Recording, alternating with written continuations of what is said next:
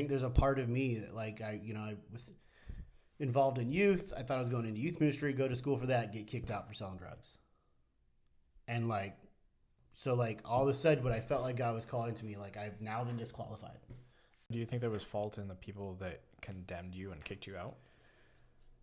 I think there was some people that handled it well.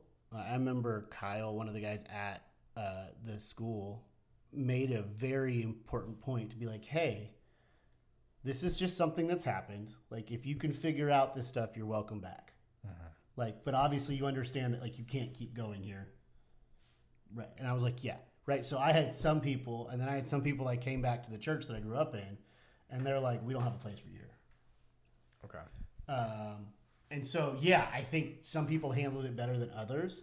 I I do give grace in that I think they were handling the way they thought, right? I look back at myself, the way I would have handled something 10 years ago versus now is not the same.